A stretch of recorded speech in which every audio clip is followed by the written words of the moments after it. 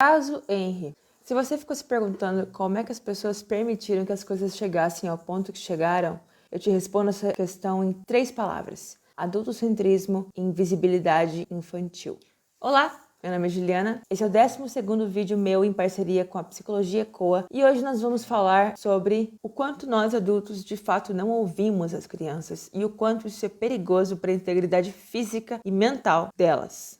Pensa comigo, quantas vezes quando você era criança, ao se queixar sobre alguma coisa, os adultos te falaram para calar a boca e obedecer, simplesmente? Quantas vezes você quis falar sobre algo e foi ignorado? E você percebeu que não tinha para quem pedir ajuda? Pois é, tudo isso em pleno século XXI, onde as crianças, em tese, finalmente são sujeitos de direitos e não apenas propriedade dos adultos, como acontecia até pouco tempo atrás. O ECA, o Estatuto da Criança e do Adolescente, foi um grande marco legal que veio com o intuito de colocar as crianças no lugar de pessoas em franco desenvolvimento, com necessidades e proteção especial, mas em maior ou menor medida, as crianças sempre são invisibilizadas. Isso acontece porque a gente vive numa sociedade adultocêntrica, ou seja, que só valoriza a produção e a palavra de adultos. Crianças ainda são vistas como se fossem coisas e é nessa que muita violência acontece e passa despercebido porque é só uma criança e tudo que vem de uma criança não é visto como relevante.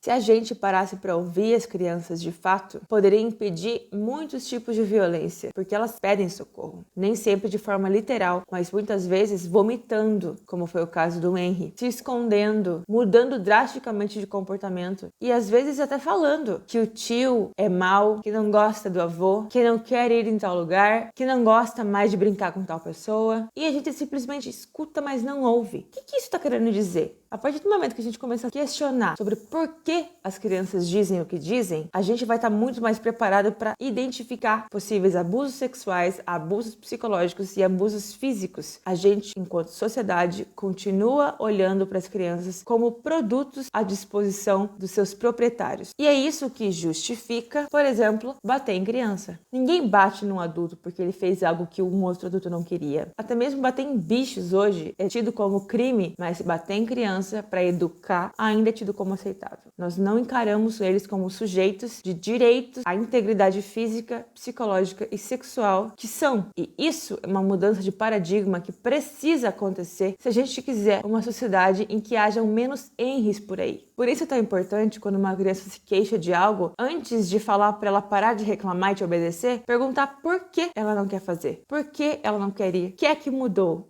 Às vezes, uma pergunta é tudo que uma criança precisa para falar o que está acontecendo. Quantas vezes você já se intrometeu vendo uma criança apanhar? A gente acha que não tem direito de intervir. A gente acha normal intervir diante de uma agressão contra um animal, mas incomum e inaceitável intervir diante da agressão contra uma criança. A naturalização da violência e da invisibilidade infantil é tão grande que nós colocamos animais em cima de crianças. E ambos são filhotes, ambos são vulneráveis. Mas por algum motivo, os animais parecem ser mais protegidos do que as próprias crianças humanas. A gente só quebra esse ciclo de violência e de omissão quando entende que se omitir não é uma opção. Eu sei que criança pode ser bem irritante. Eu sei porque eu tenho uma em casa. Mas se a gente criar o hábito de questionar a criança sobre por que ela está tão resistente quanto a qualquer coisa, isso vai abrir caminho para que ela queira compartilhar com você quando algo estiver acontecendo, porque ela sabe que você vai ouvir.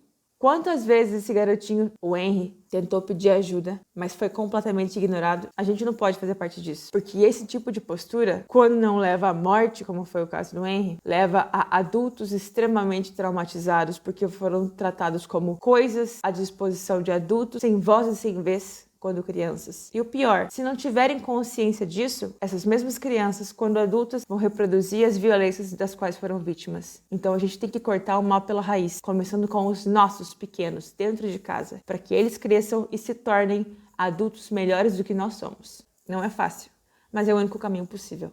Eu espero que tudo isso não tenha soado muito lição de moral, porque esse não era o objetivo. E eu sei muito bem como é difícil mudar de comportamento quando nós fomos criados de um jeito, queremos criar de outro. Mas é aquela coisa, se a gente não começar, nunca vai ter resultado, né? Por hoje é isso, eu espero que vocês tenham gostado e até semana que vem. Tchau!